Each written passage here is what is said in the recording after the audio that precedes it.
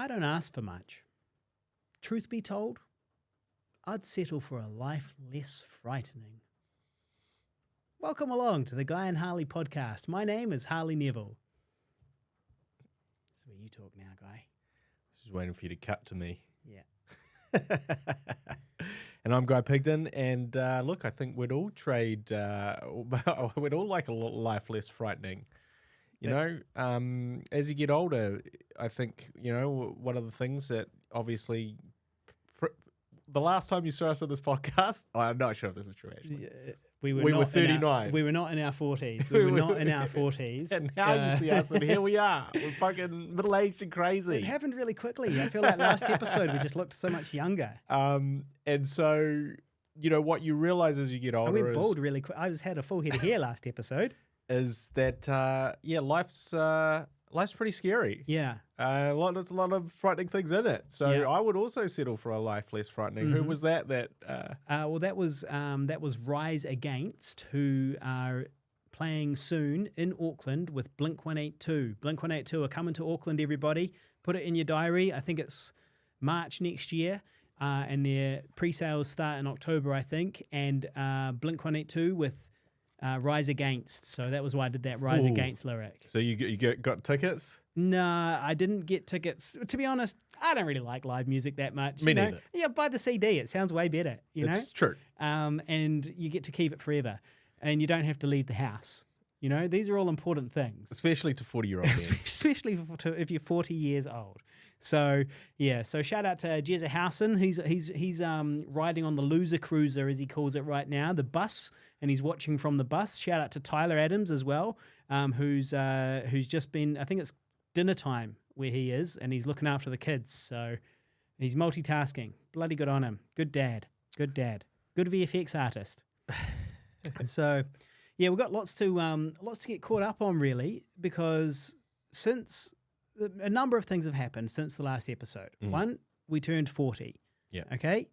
Two, we received some extremely good news. So we received some really bad news, which is the passing of time. But the good news is that we got funding to make a new film. Yeah, so short film. That's pretty exciting.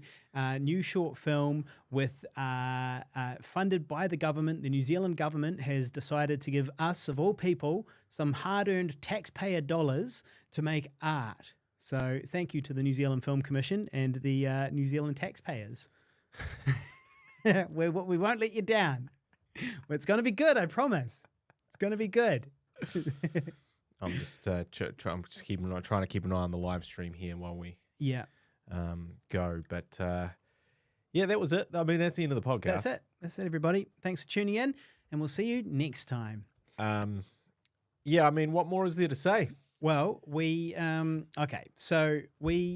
it's a found footage horror. Yes. Set on the Milford Track. Yes. Which is a famous walking track in the South Island. It takes 3 to 4 days to walk along it. People have died on it. It's an alpine track. And that's what was the inspiration for the painting behind me today, which took a long time to make. This one is actually called Death on the Milford Track. That's what it's called. I thought it might be Milford Track. As I saw you painting on it over the last 2 months. Yeah. I thought to myself, I was like, that looks to tie in with our film in some way. That's actually why the show took so long for us to do another episode, because it took a long time to do this. People think snow is easy because it's all just white. Yeah. But actually, no. It's actually extremely difficult, and I've learned that the hard way. It's very complex. Yeah. Because also, if you look, if you're watching this on the video, it's white on white. Yeah. So that's even more difficult. It's that white on white violence. Yeah. Yeah. So, so that's very exciting, and we're going to start, we've already started working on that. We went and did a big recce the other day, you and I, a big full-day road trip, driving all around and checking out a few different potential locations for some of the North Island stuff. And in a few months, we're going to be going down, 4 of us are going to be going down to the Milford Track for a recce. So we have just, as of last night, booked the flights and accommodation and rental car and other bits and pieces. So it's all very exciting stuff. I'd like to say we'll do a podcast from the road, but realistically, no, I don't see that happening. It's too busy. It's going to be too busy. Also, there's no internet on the Milford Track. Yeah. So for those who are not familiar with the Milford Track, it is one of New Zealand's sort of most famous hikes or walks. It's one of the great walks, in fact, I believe it is. It is called a great walk, yes. And it's a sort of 4-day, 3-night sort of trek, essentially going through a sort of gorge next to a river, and then up a mountain, and then over the top of that mountain and sort of down the other side. But with some of the most stunning views in New Zealand along the way. And while you and I are doing a recce, which is we are going to look at the location. Now, there's definitely a lot of constraints on the Milford Track because we sort of figured out that at least this time round, we can't take everyone on the actual hike because making a film involves like crew and equipment and actors and all sorts of and all these people and all these things also require, especially probably the biggest one is power, of which there is none on the Milford Track. So you can't just go, cool boys, let's head to the next hut and we'll plug everything in and we're off to the races. Well, is there power there in the on season? Or Yeah. Is there, yeah, okay. So because in the off season, we've got to go in the off season. The way it works is the on season is all booked and we're unlikely to get permission to film in the on season because there'll be a million trampers tramping by. Yeah. And we'll be disturbing them with our movie. So we've got to go in the off season, which means that there's no gas in these huts. No. So 4-day trek, no gas in the huts. Take your own gas. No water. The water is turned off. There is a water tank outside, but if it's frozen, well, tough shit. You've got to take some of the ice and put it under your armpit until it defrosts. Yep. No electricity. As is the common way to defrost ice. Well, how else do you do it if you don't have a fire, Especially if you're going to drink it. Just Yeah, put it under your armpit, armpit. get it nice and warm. It'll start Yeah. trickling down. Intermingled with your sweat, Sweat. and then you kind of collect it in a little At the bottom. pouch that you've strapped to the side of your thing. That's It's also genius. It's also a really good way to get hypothermia. Shout out to Daryl on the live stream, Daryl Besser. Hi, gents, he says. I bet he's watching on today. I'm live streaming on my personal Facebook page as well, just for a change. It seemed a waste. I've got these 5,000 friends and followers on there, and I never go live on that page. I always just go live on the Guy and Harley podcast page, which has 6 followers. Yeah. So yeah, shout out to all the people watching on our on my personal page as well. We've also we're going viral again. We're going Mum, we're going viral. That is cool. I know. So we've got 3 people on the Guy and Harley podcast page, 6 people on the YouTube channel, and 5 on my personal page. This is crazy. This is madness. We're not going prepared viral. for this. We're going viral. So Mum. much interest has been built up over the 2 to 3 months we haven't been podcasting. But anyway, so we're on the track. So we're just going, or you and I are just going for a day excursion across the track. So essentially, to get to the first hut is just an hour-and-a-half walk from the place you get dropped off. So that's the other thing. Water taxi. You have to get dropped off by boat. There's You no can't roads. You can't just, where we're going, We don't need roads. we need a boat Yeah. because that's how you get there. We're going to need a bigger boat. We may need a bigger boat When we go down because with the to fit the crew. Yeah. So brilliant. So like Movie essentially we've got a boat over there, which is an hour boat up the river to the start of the track. Then from there's like an hour-and-a-half walk to the first hut. That's actually as far as we are going on our recce. And we're sort of going to be looking around there and going, okay, what where along this section can we film? Because realistically, this is as far as we can probably get the whole team. Yeah. When we go down the second time. Without complaint. Yeah. Without complaint. Although I'm sure there will probably still be some. And anyway, Depends if you cast the right actors, mate. Depends if Harley Neville's in the lead role or not. No complaining on my behalf. We won't hear a peep out of me, mate. Lead actor, Harley Neville. So we're sort of gonna do that, but then actually myself and my co-writer Imi are going to continue on Emmy, the vegan herself. and do the entire track. So as you guys leave to go back to the warmth and care of your loved ones, we will soldier on along the track. Two inexperienced hikers doing a difficult hike on the off season when it's winter. With no what could go wrong? Not much support. There's no dock ranger that's based at the huts. What could go wrong? Well, that's what we'll find That's out. what my poem's about. That's what, sorry, my painting's about. Death on the Milford Track. Death on the Milford Track. And so we're going to go and we're actually going to shoot or plan to shoot a whole bunch of stuff as we go that can then be put into the movie. Because this is the only time that we can go over this. So we're essentially going to shoot a whole bunch of footage that can be used. Cutaways, establishing shots. Yeah, establishing shots, that sort of thing. Yeah.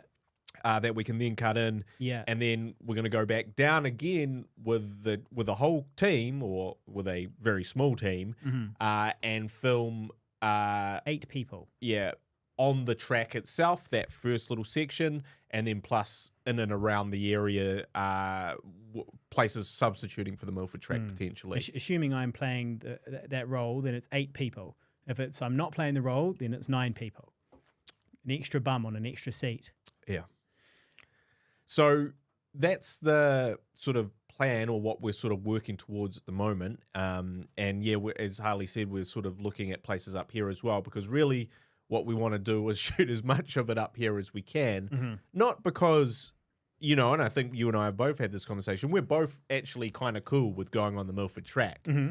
The problem is it's not how we feel about going on the Milford Track, but more, you know, a sound guy with a boom and a cameraman with a heavy camera or at least a bunch of camera equipment, and all of these things, obviously with no sort of, you know, obviously what you always need when you're making movies is a base.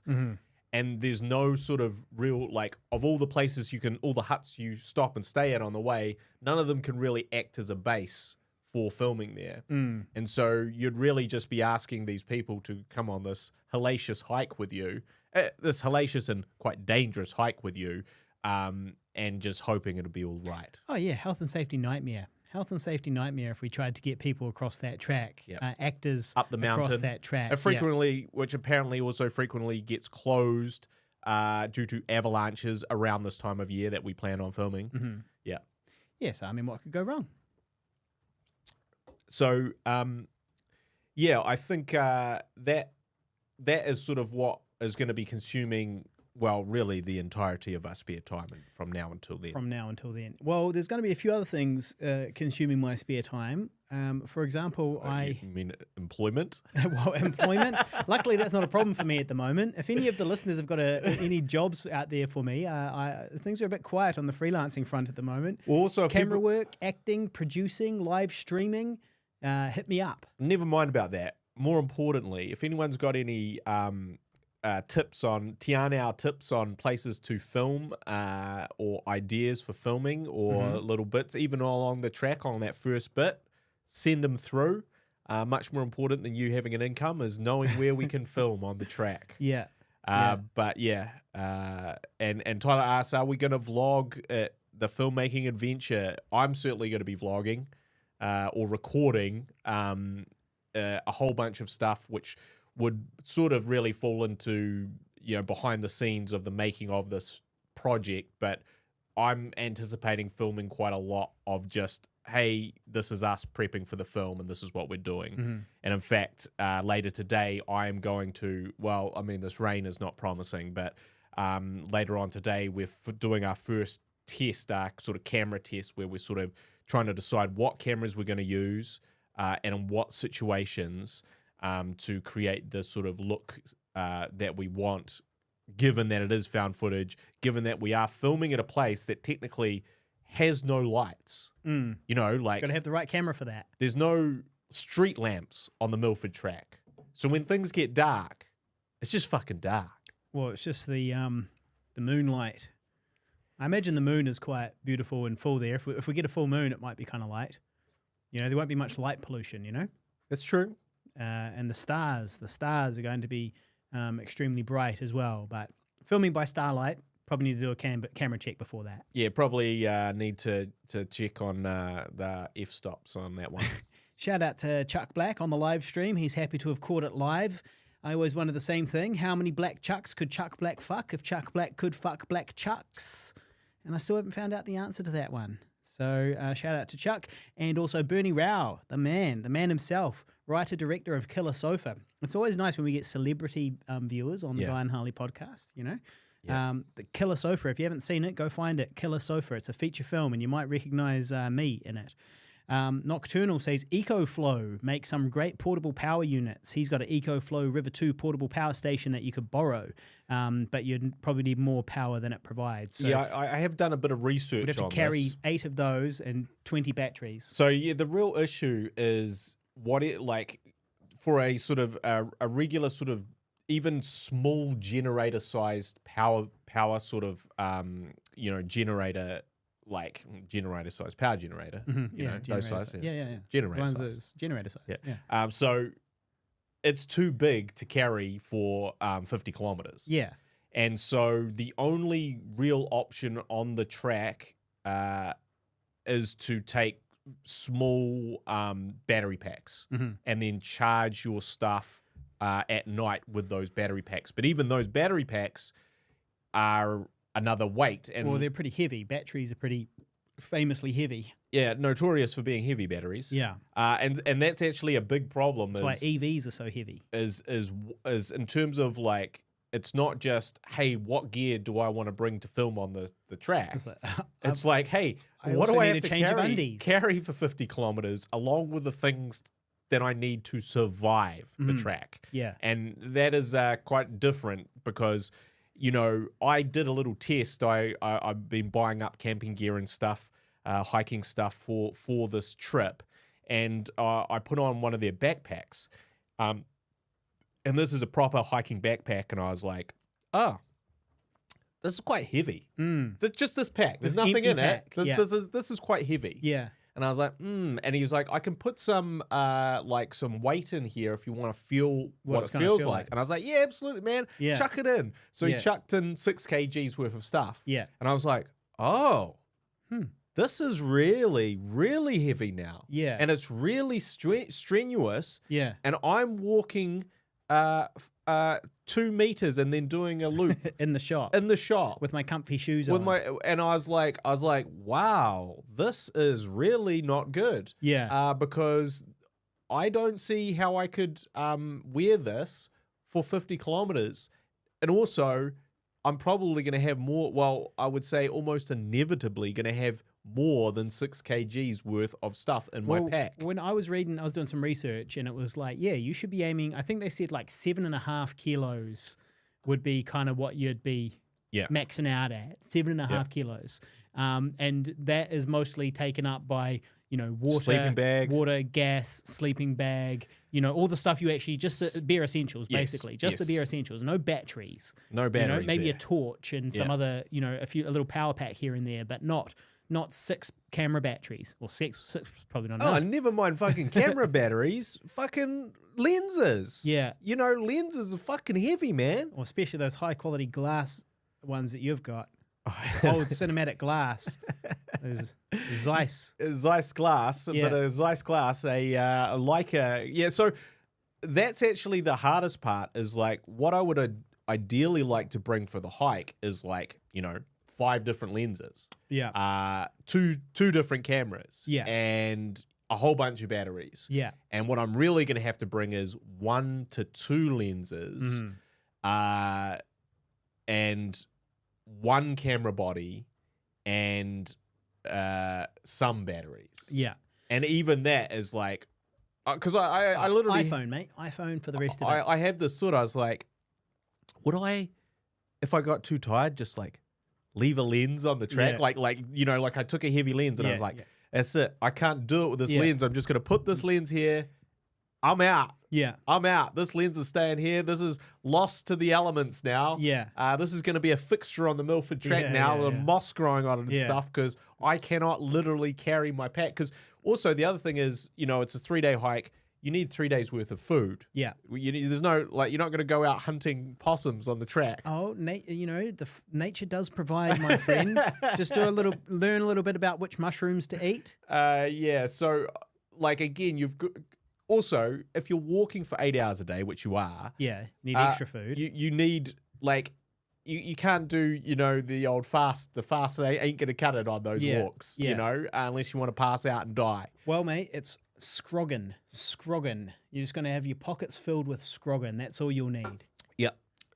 Yep. Some pick and mix in your little side pouch, Yeah. and you're off to the races. But Yeah. so you've got to bring your clothes, which scale up and down depending on how wet it is on the track. Or you get yourself some of those zip-off cargo pants. Then that's your shorts and your pants in one go. Well, it is going to be brutally cold on the track, so I Yeah. don't think there's any need to wear shorts on the track yeah. at the time that we're going. Or you might need them to wade across a river. Yeah, well, I think your pants are just going to get wet. Yeah. Well, that was the other Well, not thing if you is can avoid it, they've though. taken some bridges down. Yeah. Some of the smaller bridges, not the main bridges. On a related note, somebody did die trying to cross the river a few years ago. A young woman with two guys and a girl in a pizza place tried to cross this river, and the reason why they failed supposedly is because they tried to go over individually. So the first one went, then the second one went, and then I think one of them went, the other one went, and then she went and she got washed away. But supposedly, and this is what you got to do if you ever got to cross a river, guy, you're supposed to link arms and go at the same time. Yep. And then you can help each other up and hold each other up, sort of thing. Well, it also means that, rather than one of you drowning, all three can drown At the same time, which is so it's really that's how I'd like to economical. go with my friends. Drowning in an icy cold river with my friends. As they pull you As they under pull me in under. a panic state. Yeah, and I scramble at, As pushing you and claw, punching and clawing each other. Yeah. All I want semblance to of live. all semblance of friendship gone as want we to scramble live. to survive. Yeah. There is that. And so that made me think, I was like, cool. So if we're going to have to wade across a couple of these streams, Yeah. I use the term streams loosely, Yeah. that means that I've got two options. My hiking boots are going to get soaked, and I'm just going to have wet hiking boots till the next thing. Yep. In this bitterly cold environment. And then once you get there, it's not like you're going to be able to turn on the heater. Yep, no You know, heater. You're going to be using your gas cooker. Or I'm going to have to bring some booties with me for those crosses. Yeah. Which is just more weight. Yeah. It's this weight thing that's a real problem. Yeah. So also, Well, you might as well just go across barefoot. no, I just don't think that you could get across. Too jagged. The Yeah, rocks, like rocks my too my jagged. dainty feet. Your dainty city boy feet. Exactly. Yeah. Like I remember once upon a time, when I was a kid, I used to, run around barefoot all the time, and I used to kind of pride myself on like I could just walk across anything, and I was just like, yeah, the feet are tough. Yeah. I just run across gravel, no worries. Yeah. Okay, if I take like on our drive, on our concreted drive now, I'm like, there's a little, there's a little stone. I can't do it. Well, and also there's the shits as well. There's all the dog shits on the Yeah, I drive. mean, you don't want to step on those. obviously. I've stood on two of those recently on your driveway. Yeah. Which was great. Wash those shoes. So that's the sort of plan at the moment, but it's going to be quite an undertaking. Then after we do that hike, fly back down, do it all again. Do it a second time. Not the but hike. not the whole whole way. hike. Yeah, not the whole way. Yeah. Yeah. So what I'd really like to take is my drone across the first time, because actually that would make way more sense for me to shoot the drone footage. A, it's going to be quieter. B, we don't have to cut into filming time to get the drone up. So we're going to have to look into that. But obviously, then I've got to bring the drone, and I got to bring the 3 drone batteries. So there's all these sort of considerations. What could go wrong? Fortunately, my drone is the size of a little hamburger or something. Yeah. See, technically, sort of this recce that you guys are doing over the hill is sort of technically not part of the production in the sense that it's something above and beyond that you two are doing by yourselves, but it's not being paid for by the production. And that would be my defense in a court of law. Yeah. If something goes horribly wrong and I, as the producer, are legally liable, my argument would be, well, hang on a minute, this is not officially part of the shoot. This is the like director and the writer going on their own adventure. This is like in wrestling, an unsanctioned match. Yeah. They take no responsibility for any injuries suffered because it is unsanctioned. This is an unsanctioned hike. It's not truly part of the production. Well, Bevan is saying here, unfortunately this doesn't quite work for the summit, but Bevan is saying on the live stream, he's saying you can get to the last third and the first quarter of the track by boat. So you could have your gear transported a significant part of the track if you say you planned on filming something at the end of the track that involves your heaviest camera. You could have that camera just meet you there. You know, and we have done a lot of research around that. The problem is that the best, like the most sort of iconic shots is at the top. Is kind of just before and after the hardest part of the track in the middle, which you cannot easily get to. But we would absolutely go around the other side to, film some stuff towards the end of the track should we need to. But yeah, it's just unfortunately the best looking stuff you actually have to walk right into the middle of the track to really see. Yeah. Yeah. Yeah. Yeah, well, so we'll keep you posted on that. That is going to be an ongoing development. We should also apologize for starting an hour late. We have a Blackmagic ATEM switcher, which is what sends the video signal to stream. And I just bought a brand new one, which has like a whole bunch of extra ports and stuff. And it's like less than a month old. And we pressed the button on it, and it just locked onto that button and will not change out of that sort of camera angle, thus completely making it useless. Yeah. And we turned it on and off, and now it's just stuck there, right? Yeah.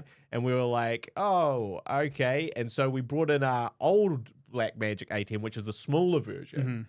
And then that wouldn't connect to the internet.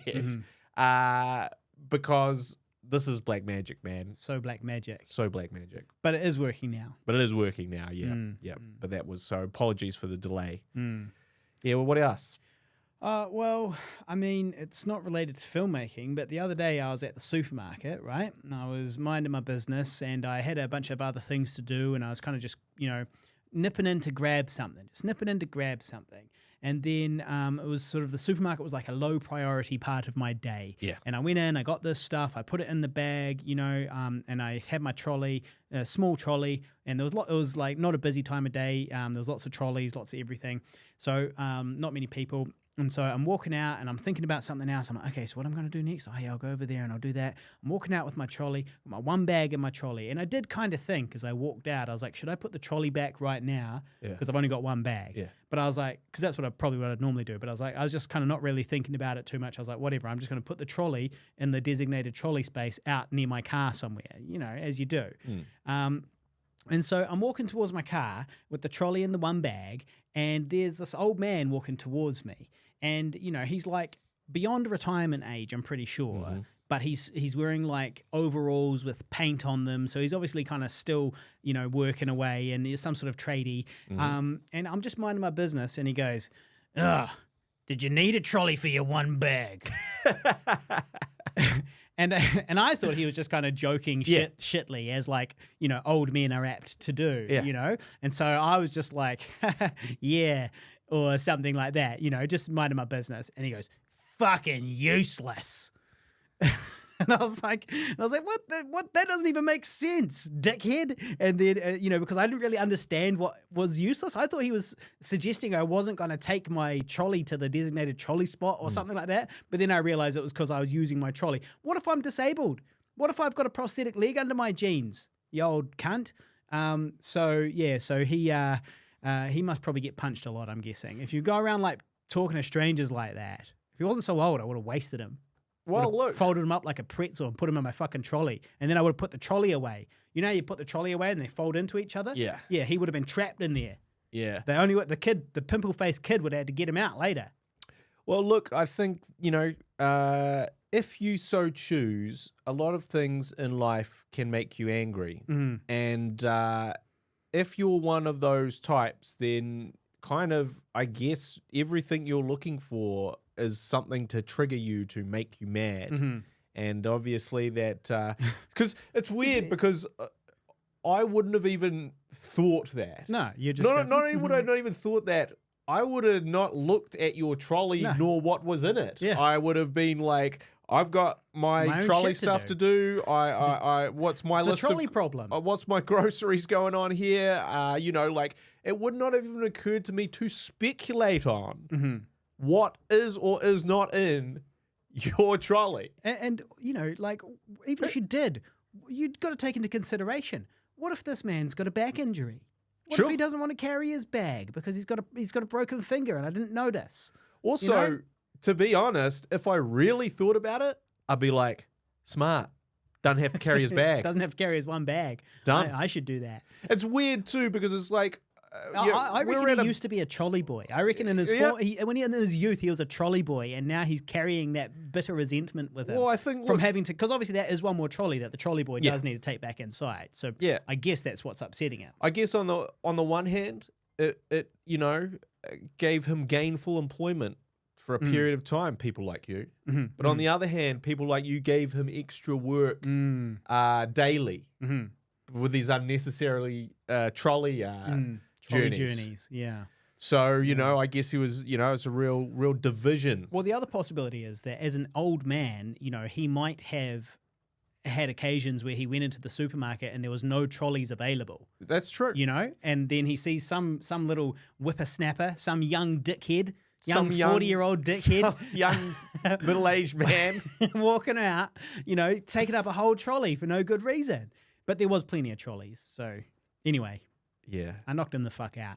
And that was the end of that. That was the end of that. Yeah, it is interesting because you seem to have these altercations way more than me.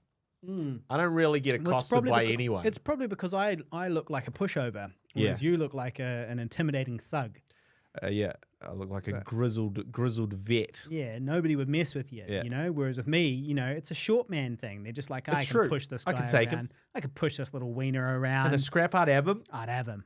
What? I guess that is true because I guess what I remember is that, like, and I've had this thought before, but I was like, in my earlier years, in my sort of like, I guess let's just say, but like my teens to my mid-20s, people wanted to pick fights with me way more than they do now. Start shit. Not necessarily a fight, anything. They're just like, if I was like, you know, like, why am I being accosted? Yeah. What? It's just one bag in the trolley. Why are you picking on me for? Yeah. And I did sort of had this thought. I was like, I don't really get that anymore. And you know, maybe that's because I've filled out a little bit. You know, and I also think it's also to do with like, well, I mean, like, I would still call myself a pretty boy. But, you know, some other people may disagree with that assessment now. But that was definitely a criticism leveled at me in my youth. Yeah. And I feel like, obviously, whenever you see a pretty boy, how do you feel about a pretty boy? Oh, you feel jealous. I feel jealous and angry. And what is about how pretty you are? And what do those feelings make you want to do? Make you want to fuck with that person? Exactly. So, plus, you assume if they're a pretty boy that they can't fight. So on the one hand, I want to assume that it's because I look tough. Yeah. People stop fucking with me because I started looking tough. But it could just be the ravages of age have removed my pretty boy status to the point where no one looks at me and sees me as a virile young man and a pretty one at that. And therefore they're just like, yeah, cool, hobo. You go on with your you go on with your day, my friend. I'm going to pick on this pretty boy. Yeah. So I guess I can't say for sure, but you're not a pretty boy. I'm a pretty boy. Still a pretty boy. So people are fucking with you 24/7. Yeah. You're getting people trying to scam you with a cell phone. I mean, there's all sorts of these. That was 8 years ago. Sure, I guess, but I'm just saying, all these things seem to happen. Yeah. Well, you know, they say don't fuck with old men because, you know, they'll just kill you because they got nothing left to lose, you know? Like, they'll go to prison for the rest of their lives. It'll be 2 years, you know? So they don't mind. So maybe they look at you and they don't want to fuck with you because you're an old man. Yeah. maybe I was right not to fuck with that old man too much. That's right. Yeah. Yeah. I have got big news for me, right?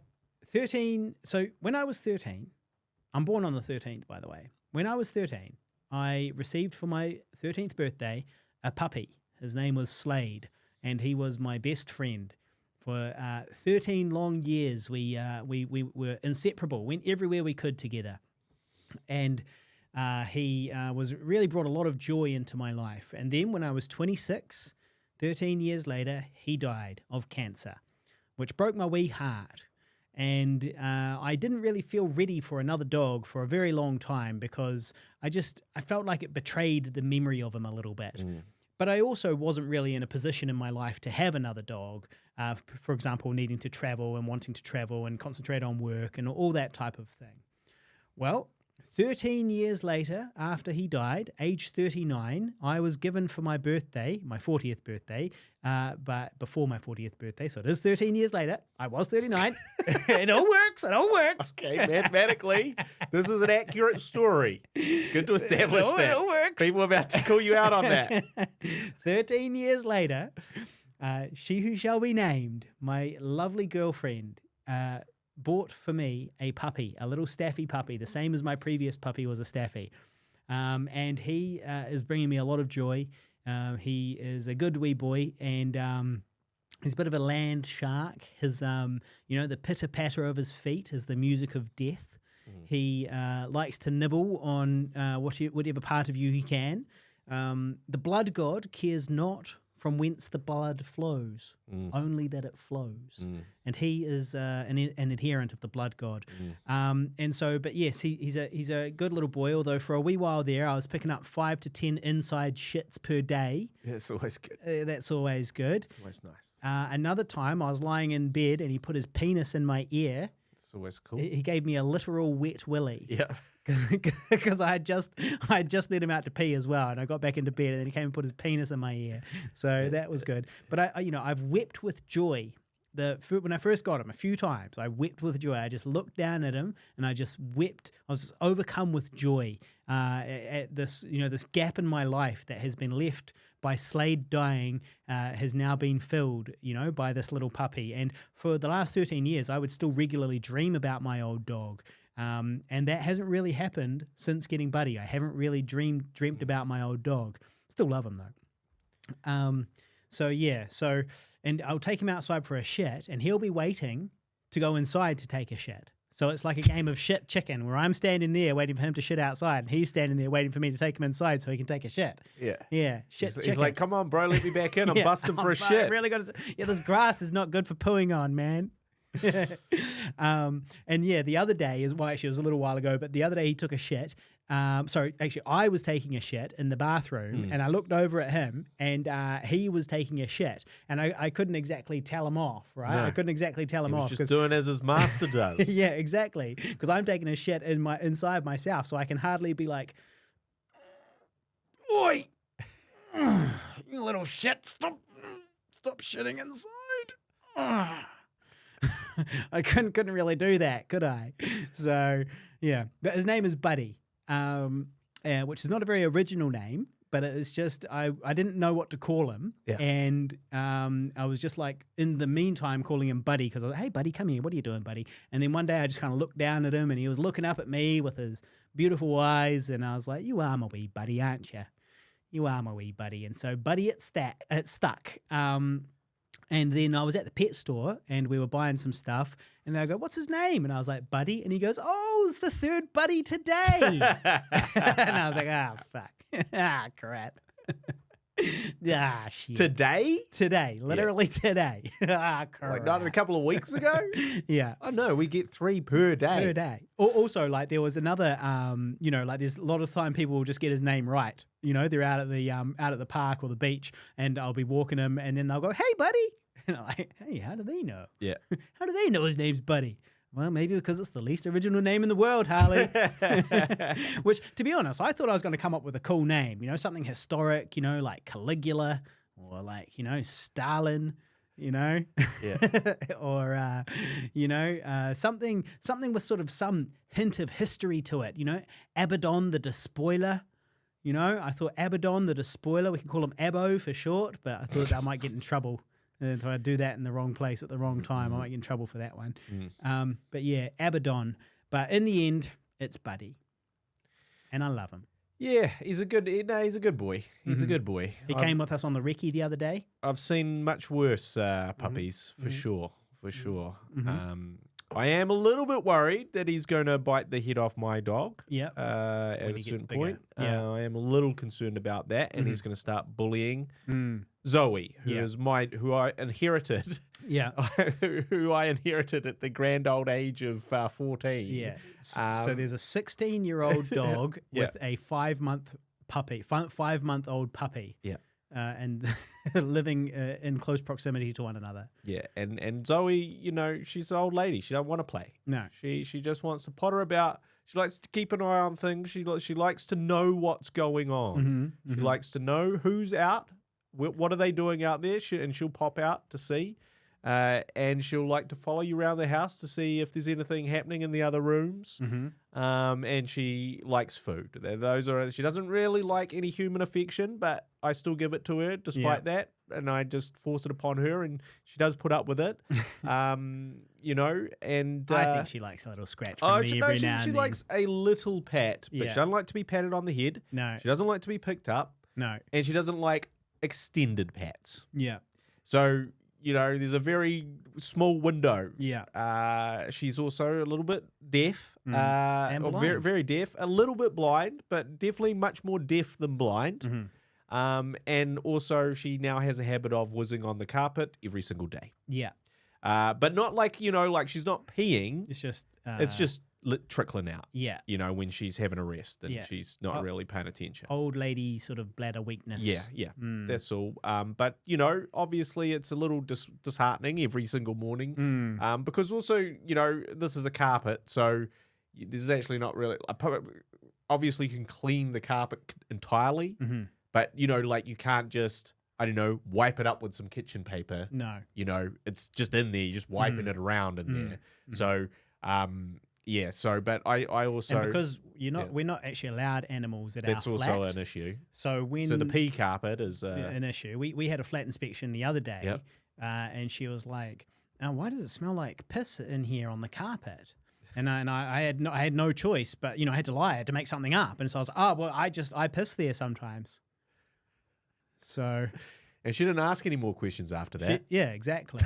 So it worked. In fact, she wanted to leave quite quickly after that statement. So it does work. If you know, that's a top tip for those with pets. You're not allowed to have a pet there, and you know, a landlord sort of catches on to you. Just say it was your own. And if you really want to, you know, make them believe. I would also suggest copping a squat. Yeah, just flop it out right there. And just, you know, either, like, if you really want to prove a point, make it a shit. Yeah. But if you don't have a shit handy, just start pissing and go, see? Yeah, see? It's normal. Or you could be like to her, you could be like, do you want to go to the toilet? Do you need to go to the toilet? Do you need to go? I mean, it'd be rude if I went and I didn't offer for you to go on the carpet. Go ahead. It's not my carpet. So that's a great way to kind of throw people off the scent, so to speak, of having a pet when you're not allowed to have a pet. So top tips from Guy and Harley. Yep. I would definitely recommend that. Bevan on the live stream says he's got an Osprey backpack and 4-season sleeping bag if we need to borrow. Now, mate, I'll hit you up for that backpack because I'm going to need a backpack. Well, also a backpack that I can use in the North Island and the South Island. Because here's the thing. Well, if I play a role in this, if I do, then my backpack needs to match, which means I can't hire one in the South Island. That's right. Because it won't match for the North Island the North Island pickups. So what that means is it's got to be one that I take from the North Island and return to the North Island. Well, also the Osprey backpack is a very good they're a very renowned brand in the hiking and camping world and the hiking backpack world. I will probably buy an Osprey. Yeah. There you go. So yes, Bevan, I'm definitely keen for that. At least for my little part of the track. Now, also, we've got Chuck Black says that you look good, Guy. Yeah, appreciate that, Chuck. Thank you. That's on the live stream. Yeah, I mean, you know, people may or may not have seen, but I actually have a haircut. Yeah, that's a good point. The Savage filmmaker. The Savage filmmaker. Alex Savage has lost his mullet. And in a show of solidarity, I cut my mullet out of respect for my friend. It's just kind of like, Close you know, personal like, friend. well, it's just like, look, you know, when when like your friend has cancer, they have to shave their head, and you shave your their head. That's a similar thing here. Yeah. Except no one had cancer. Thank God. Touch Fortunately. wood. But you know, same vibe. And so my hair is short now for the first time in 6 years. And accidentally the barber shaved my beard at the same time. Right. And I was disturbed to find another chin under there. An extra one. A second chin. Yeah, which I never asked for. Waiting, yeah. Nor had anticipated. Yeah, well, you should give him a bad review on Yelp. You say to him, you say, this man, you know, essentially gave me a second chin. Yeah, and it's his fault. And thankfully, you know, it's grown back now. The chin. The jawline has grown back. I've grown back my jawline. Yeah. But it did make me think. I was like, well, I guess at this weight I can never have a shaved face. Well, I seem to recall that this happened to me on an episode of the Guy and Harley podcast some time back, where I shaved and revealed that I look like the whale from that movie. Yeah. The Whale. Brendan Fraser from The Whale. I look like Brendan Fraser from The Whale when I shave. Yeah. With at least 2 chins. And so it was kind of revealed that I should never, ever shave again. So wasn't a problem for you until now, until you found that you just recently found this out. Yeah, I was disappointed. It was much to my dismay. Mm-hmm. But it was also one of those ones, you know, where barbers play fast and loose with requests, in my experience. You know, they have a desire, they have a compulsion to cut hair short. That has been my experience with all barbers. That is what you need, though. You need, when you're going to be a barber, you're looking for people who like cutting hair. Yeah, but they really just don't grasp the concept of a trim. They really just really don't get the, hey, just take a little bit off. They do when it comes to women, because I've noticed that lots of women, they go and get haircuts and then they come back and you've got to pretend that something's changed. And it's exactly the same. They've just taken off like the bottom couple of inches. Well, that's hairdressers, mate. Yeah. It's a whole different industry. Yeah. Specialize in doing that. They specialize in the opposite. But barbers, they just want to go crazy. Wow, your hair looks so good. Holy crap. Wow, what a difference. What a change. Right, we haven't done it yet, Harley. We're doing it. The appointment's tomorrow. Fuck. Sorry. Oh, sorry. Fuck. But yeah, so I said, just give my beard a trim. That's basically what I said. And he was like, okay. Zip. Yep. And I was like, okay. Yeah. Well, my hair's getting long enough that it might be time for me to start having a mullet, and I won't be accused of copying you. Brilliant. It's time to pass on the baton. You know? Pass the baton along, the mullet baton. I used to have a rat's tail when I was a kid, which I, really liked. And, it's one of the few hairstyles I can still do. So, rat's tail. Maybe I'll bring it back. Tyler on the live stream says that Abaddon is a baddie in the latest feature film he's working on. Well, are you working on the Warhammer 40k feature film starring Henry Cavill? Because Abaddon, the Despoiler, is one of the main baddies in... We've just busted Tyler's Warhammer whole 40K. Secret work that he was doing. Yeah. Also, Abaddon is the name of a wrestler as well. Like a kind of a crazy, creepy wrestler with blood coming out of her mouth and black eyes and all sorts of madness. There's also a wrestler who I can't remember her name, but she often wears Warhammer 40k merchandise. She's got a Warhammer theme. Like her outfit is like Warhammer related stuff. Yep. But I can't remember her name. Could be the same one. Could be. Warhammer 40k going mainstream. Only 20 years after I got into it. Not that I play. I just keep up with the universe. I caught a Jetstar flight the other day. Jetstar, for our international listeners, is the budget and shitty airline that we have. It's much cheaper, but the service is terrible. You're taking your life in your hands every time you get in one of those planes, and you get crammed in there like a sardine as well. So, I caught a Jetstar flight like a fucking animal the other day.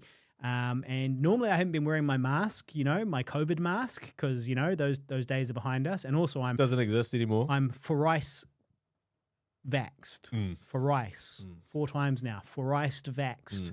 So I'm safe as houses. But on the Jetstar plane, I thought I'd better wear it on account of all the pores. Yeah. And also because of the, how crammed in you are. Plus also I read an article not long before I went on the plane. And she was saying, yeah, I caught COVID recently for the first time. And I'm pretty sure I know where I got it. I'm pretty sure it was that Jetstar flight. I went on there and I had every intention of wearing my mask, but I walked onto the plane and nobody else was wearing a mask. And I felt that social pressure and I thought people were looking at me and I took off the mask and now I've got COVID. And so I was like, well, I'm not doing that. And Smart. so I wore my mask. But yeah, I'm sort of used to the Air New Zealand, la-di-da. It's the premier New Zealand airline. And but with Jetstar, one of the things they do is they strictly enforce the 7 kg carry-on baggage limit. And they have this group of women walking around with little batons, and sort of enforcing, like passive aggressively asking, like, if you've weighed and tagged your bag yet, sir? Have you weighed and tagged your bag yet, sir? Okay, please come over here. And, as if you're going to like sort of snitch on yourself like that and go, yeah, no, I haven't. But anyway, so it's very unpleasant. And they sort of reminded me of the female guards at Auschwitz. In World War II, except for they were wearing the bright orange Jetstar uniforms instead, the Jetstapo. And so, go ahead and Google those guards if you don't know what they look like. But yeah, it's annoying because they're not doing it for the balance of the plane or anything like that. They're just purely doing it, because then they can charge you more. Yeah. It's a money grabbing tactic. And if they catch you at the gate, if you get caught earlier, then it's fine. You can pay and it's cheaper, I think. But if they catch you at the gate, pretty sure it costs even more. So it's a revenue driving is what they're doing. As bad as speeding tickets from the police. I was very disappointed to see on a recent Air New Zealand flight I booked for a trip away on Christmas time with my beautiful girlfriend. We were flying to Fiji, which is an international flight. And wait, what? You were flying to Fiji? You went to Fiji and I didn't know? We will be flying to Fiji. Oh, okay.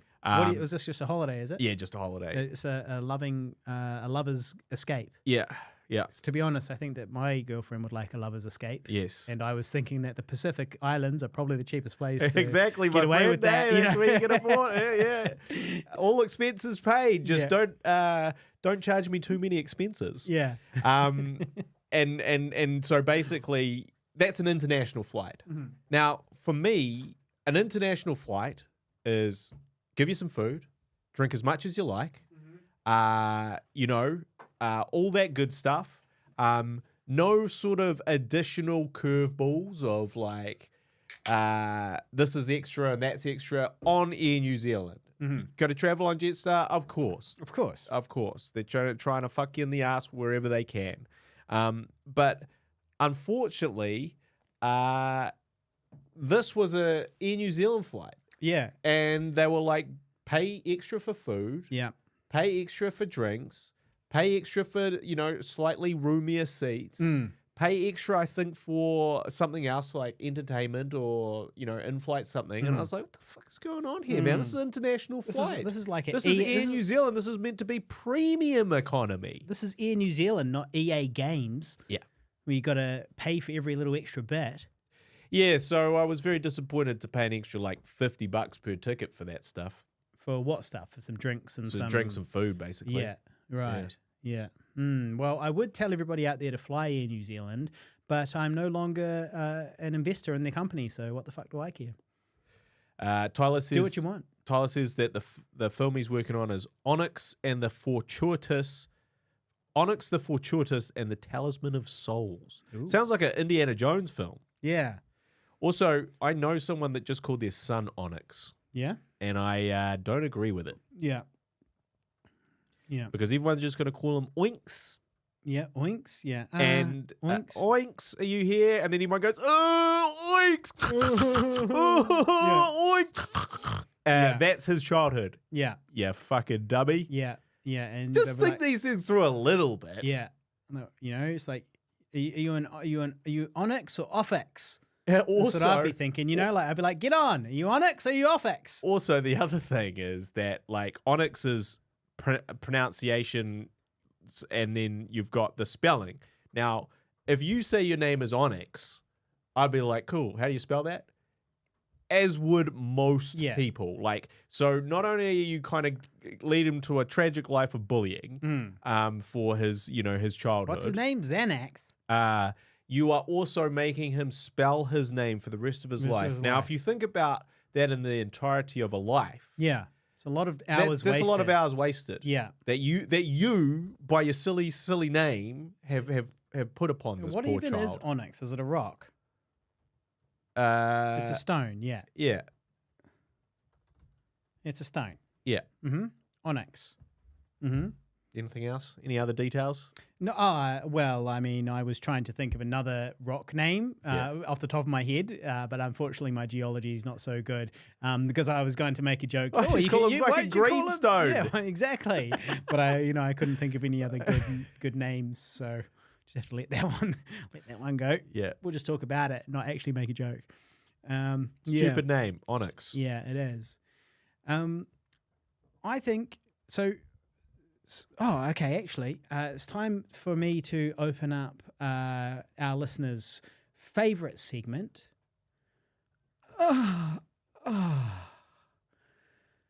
Sperm Quest.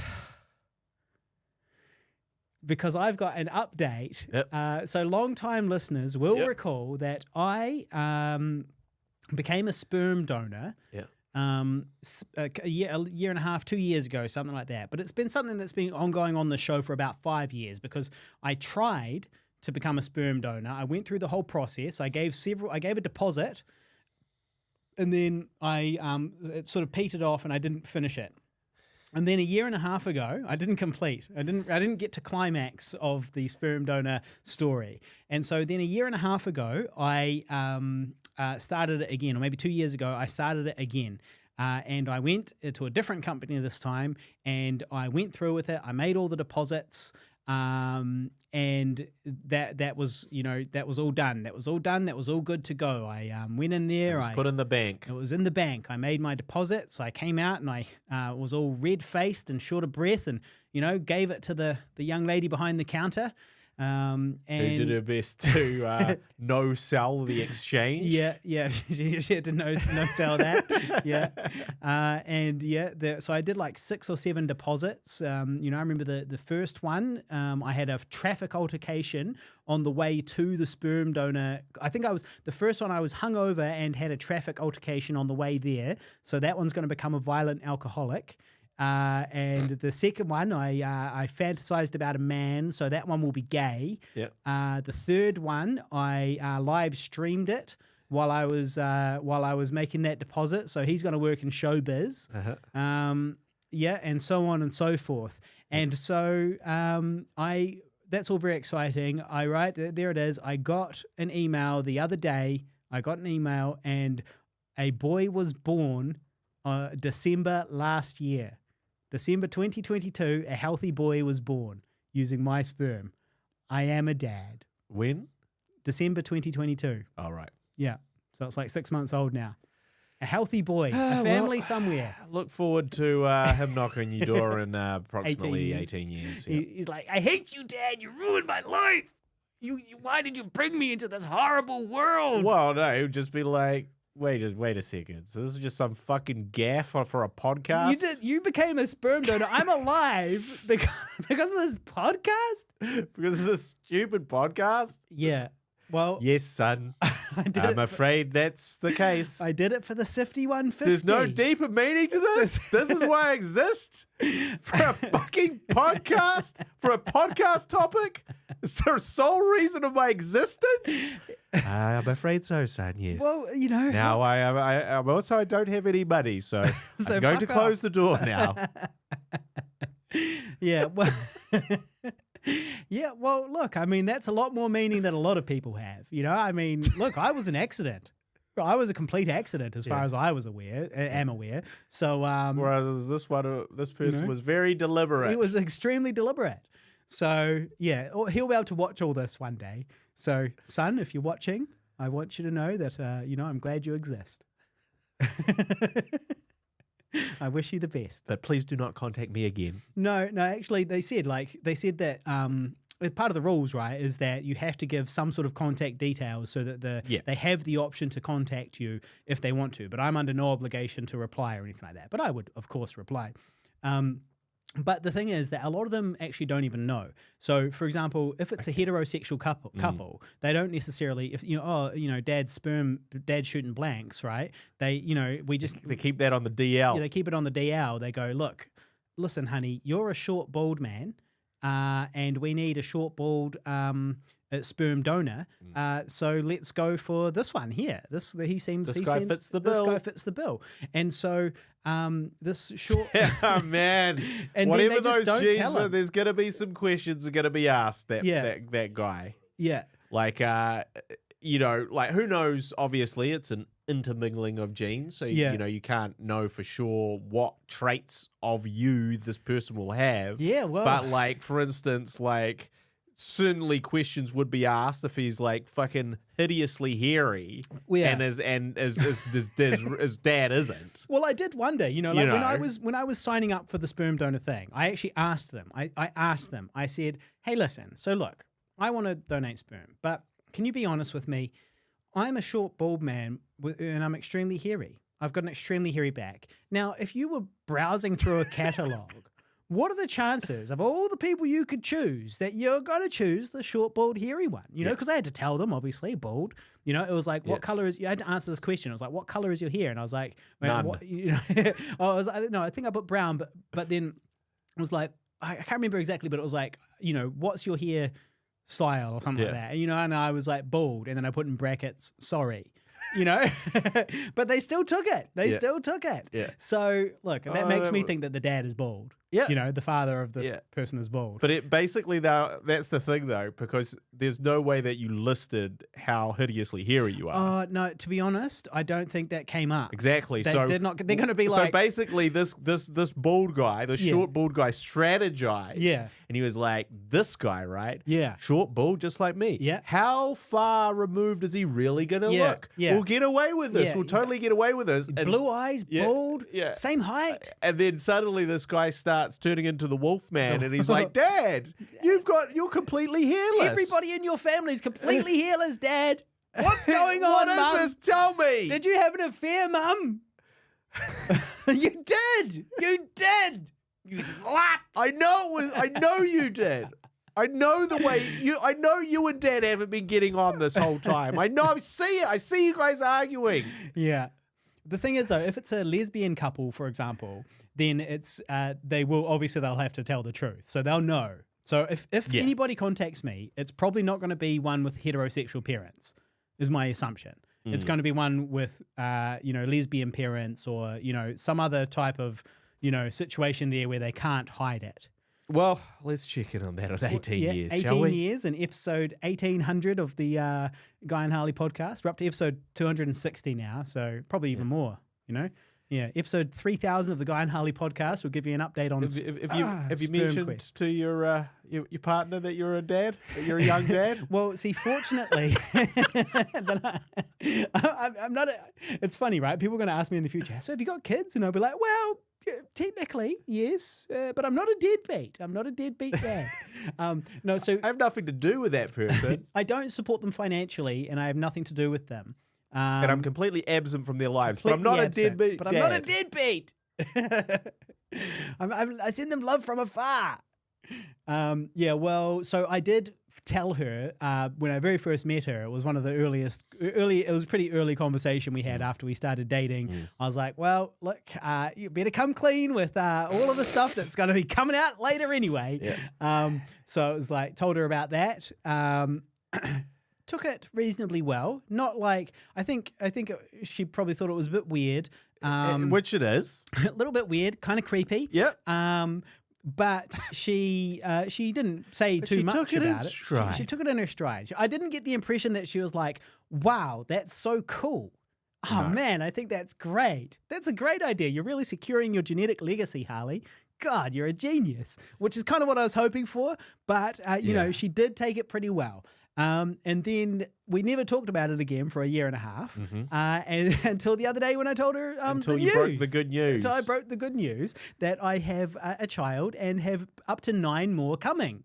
Because coming. I have up to 9 more coming because there's 10.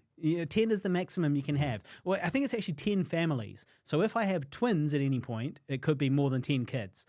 But yeah, 10 families. So I did tell her.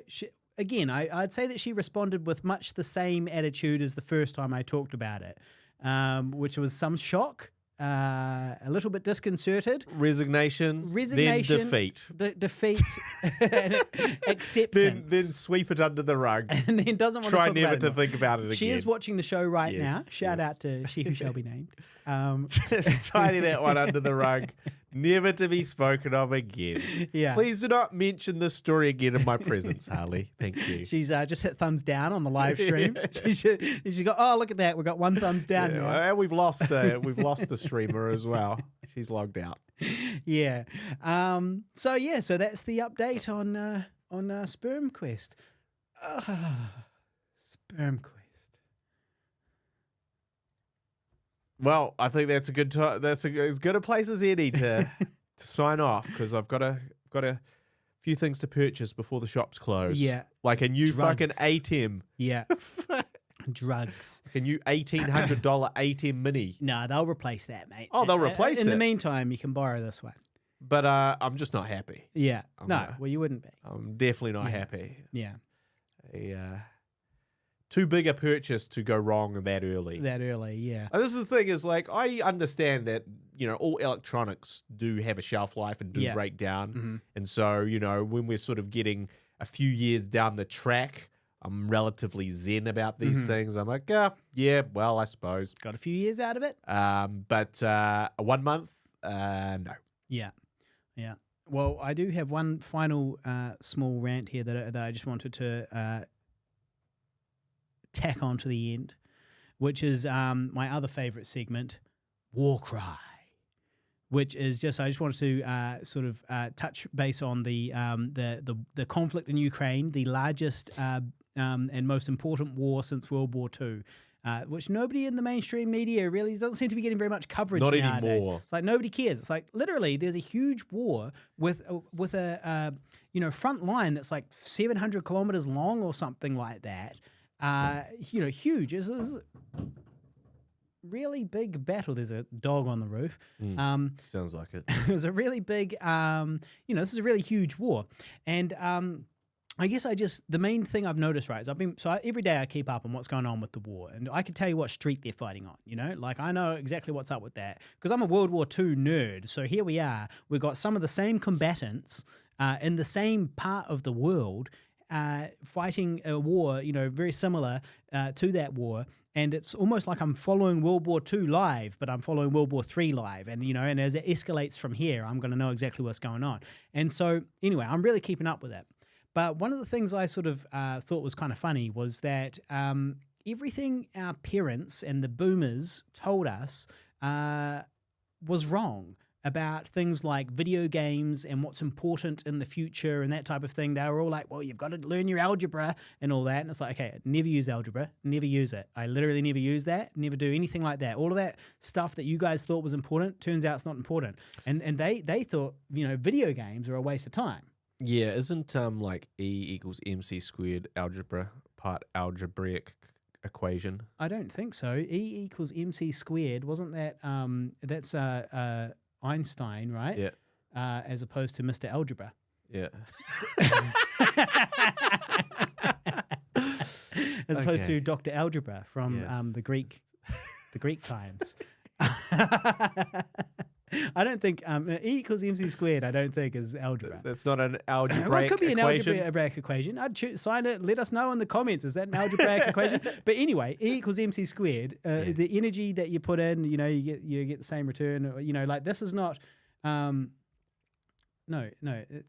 Every action is an equal and opposite reaction. Anyway. Not sure that's what it. Well, E equals MC squared is for helping you to figure out the speed of things. Yeah. Yeah. But So I'm not sure even if that is an algebraic equation, I don't know why that's relevant. Why is E equals MC squared relevant? Wasn't it actually related to Einstein's theory of relativity? Yeah. And isn't that one of the greatest scientific discoveries in the modern age? Yeah, but not in my day-to-day life. But I mean, it's not like every day I'm like, all right, I'm getting in the car. Hang on, I got to figure this out. I guess I'm just, I feel like some sort of the foundations of many things was based off that. Yeah. Well, so that was the point I was trying to make. Yes. Well, I think you are right there. On the live stream, Bernie Rao says he bought an 8,000 ATEM. Yeah. And it also has bugs. Yeah, it's just now, black when he says magic, man. 8,000, does he mean $8,000 ATEM? Yeah. He bought an $8,000 black magic ATEM and it's still got bugs. Yeah, they just because they go up, and even like so, and that's the thing. Like the $8,000 one is probably worth or was once worth $50,000 to $100,000. Like that's how much value they give you. But the problem being that it doesn't really matter deal with these bugs because the way they make them off like less expensive is by to some degree. Well, they've got to compromise somewhere. Yeah, and the compromise is in somewhere. that, and so I feel your pain, Bernie. And Tyler Adams says, do another hour of the show. He's got VFX to do, and this is good listening. Well, look, mate, I've got nowhere to be. I've still got another beer, and I've got to... Well, you take over, mate. I'm fucking out of here. I've got to take back the ATEM. I'm literally, that's the next thing I'm doing. I'm going to turn this into one of my porn live streams in a second. The one that resulted in you becoming a father. I'm going to do a sperm deposit. After Guy leaves, I'm going to do a sperm deposit, everybody. So stick around for that. But yes, so what I was going to say anyway is just that the boomers, and our parents often said that like playing all these video games were like a real waste of time. And one thing I've noticed with this war, I mean, there's lots of different places that this is applicable. Video games are applicable, but in this case, I'm talking about the war. And what I've noticed, right, is a lot of it is like, say, for example, you've got a drone, somebody's flying a drone, and it's top down, looking down, and you can see the soldiers, and you can see the tanks, and you can see where the enemy is, you can see the trench lines, you can see all this stuff, and you're calling in artillery, and you're doing different stuff, and you're sitting there, and these guys have got goggles on. The drone operator's got goggles on, and he's holding a remote control. Right, it is a video game, but it's a video game in real life. Yeah. But it's all those same skills. I would be an incredible soldier in Ukraine on account of all of my experience with real-time strategy games. They should get me in there. I'll solve this. I'll kick those Russian asses in a second. Right? Yeah, but they actually really need like people that are playing like flying simulators and stuff like that. Both, because you've got like, okay, so you look at the footage from the helicopters, for example, and they look like flying sims. Yeah. You look at the tank footage and from inside the tank, and it looks like a tank sim.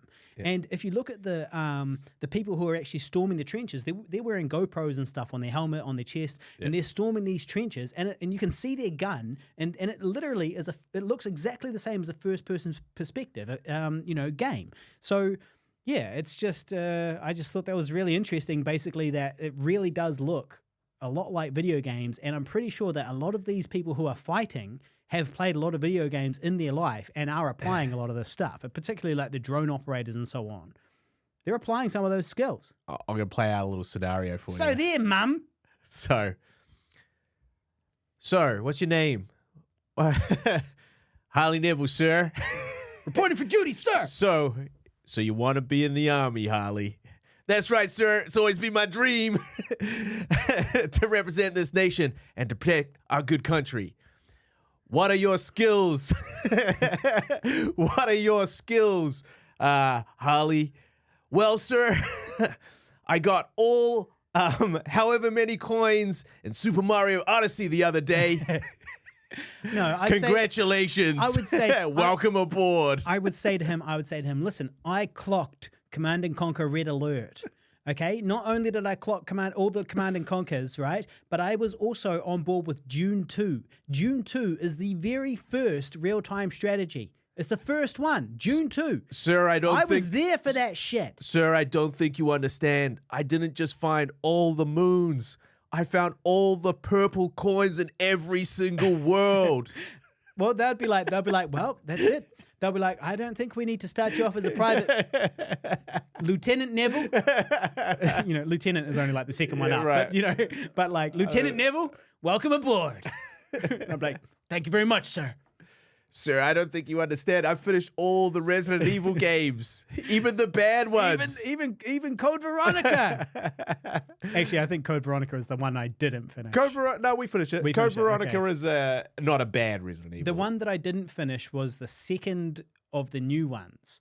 So we played, you know how they changed it and they crapified it, and Resident Evil, it used to be like resource management, you could only carry a certain amount of things, you had to decide what you wanted, there was a certain amount of strategy to it, and then they turned it into you shoot a zombie and a coin appears like on Mario Bros, and you can go and pick it up. You know, you can go and pick something up, bloop, and then you just like get more ammo or whatever. And that sort was of turned Resident Evil 4 where those shenanigans started 4. happening. Yeah, and so we finished that, and then Resident Evil 5, I think I was like, is that the one in the desert? Yeah, no, we played that through. Okay. Because that was 2-player. Yeah, okay. And then Resident Evil 6 we played. That was where I thought we gave up. We finished Resident Evil 6, but there's 2 different parts to it, and we only finished one half of it.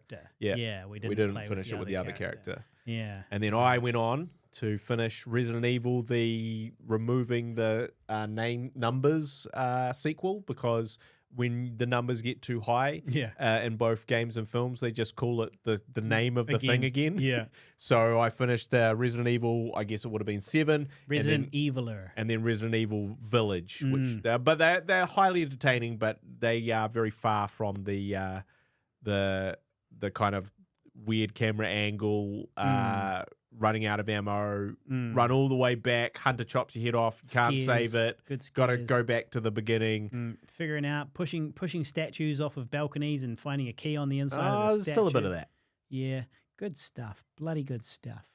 Bernie Rao says that his ATM froze during a live stream, which broke his wee heart. Yeah, nah, so what I do is I run one version into the ATM, which is sort of like actually more like and then I run one into OBS. So if one craps out, which the ATM has crapped out many times when I've been recording a podcast, I still have the OBS version to deliver to people. And if I'm doing a sort of a hardcore, like, high production podcast, then I might record in all the cameras as well, in which case, basically, you could take the footage from the cameras plus the clean sound going into the mixer and not worry about the ATM shitting itself. But it's still not acceptable, is it, Bernie? Not at all.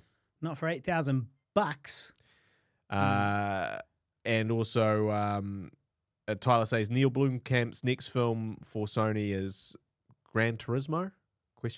I'm not sure. I know someone's he's saying which one is. He must be saying Gran Turismo is the next one. What's the one after that? Because he says next film for Sony after Gran Turismo. What is it? Oh, that's how I read that. I thought Neil Blomkamp didn't do Gran Turismo. Is he the guy from a different director? Is he that Oat Studios? Yeah. He's the guy that built a model of making $1 million shorts and was like, this is the future. I'm just going to do this. And it's like, no, you're not, Neil, because none of those things make fucking money. Well, they're on Netflix. Yeah. But they don't money, like. But they're on Netflix. I just think that he was like, we're going to democratize it all. Sigourney Weaver was in one the other day that I was watching. Yeah, we're going to democratize it. And it's like, no, you're not, because either you can do that, but then they got to cost $30,000 each, and you can't have all the cool shit you like. Yeah, like Sigourney Weaver. Yeah, Sigourney can't be in it. You can't have giant aliens. Yeah, and I like Neil Blomkamp. I just feel like we're all in this problematic area that films cost too much to make. Yeah, and they don't make enough money back. And some don't make any money. And in fact, I read a really interesting article about sort of the streaming model, where their idea wasn't that they made any money back at all, that they were just purely sort of cataloging and building content. But then they were sort of like, that only works as you stay ahead of your subscriber count, as your subscriber count continues to grow.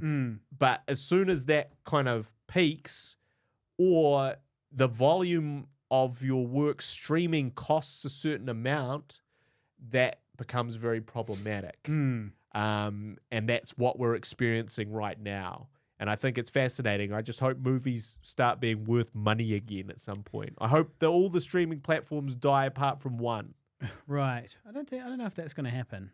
No, it won't be one, but it might be two. It's going to be all free everything. all the time, all day. We're reaching another tipping point. What do you think is going to happen next? I don't know, how but are they going to monetize essentially it if what it's we're not- talking about is the streaming bubble is burst, as in it's not just some thing that each giant, like Can do each themselves. studio can do. Yeah. Some have to bow out of that race. Yeah. That will change, and also even the ones that are still remain have to change. Like they can't go, cool, here's $200 million for your rom-com that should cost 10. You know, they can't do that anymore, so that's going to have to change. But I don't know. Obviously, ads are going to come back. Like, it's funny. We're going to kind of go full circle. Full circle, Jack. Ultimately, we're probably going to start watching ads on all our movies and stuff on the streaming platforms. But that will be a slow integration. Won't happen tomorrow. But I think that will be the But model. not if you're a paying subscriber, right? You No, have to you're a watch paying them. subscriber. And you've still got to watch ads. And you've still got to watch ads. Right. Otherwise, they just can't make the movies for us. Yeah. Yeah. That's on the horizon, I think. Yeah. Well, our movie is called The Long Track. Yeah. And the goal here is to develop it into a feature called The Longer Track. And so hopefully we'll have a short and a feature. And hopefully the short will be able to be part of the feature. Yeah. So that's all very First exciting. time in filmmaking history that anyone's ever done that. Yeah, that's obviously not true, no. but it is actually quite unique. That doesn't happen very often. Yeah. All right. Well, one last. I know you got to go. I've fucking got to go, man. He's got to go. He's got to go. I've really got to go. I'm sorry, Tyler. I was meant to go He's gotta go. 20 minutes ago. He's got to go, Tyler. That's it. I'm out. Sorry, everybody. I've had enough. He's had enough. We're an hour late. And we're leaving an hour early. All right. Well, look, I'll save that story for the next episode of the Guy and Harley podcast. It's been great. Please do hit like. There's a bunch of links in the description. Those are all really useful for us. Go and watch our movies.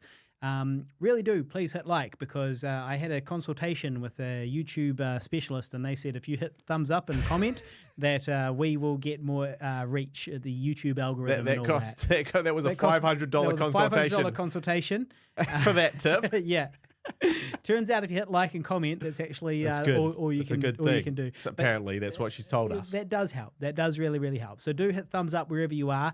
Hit subscribe, and make sure you tune in for the next episode of the Guy and Harley podcast. We'll see you then. See you later.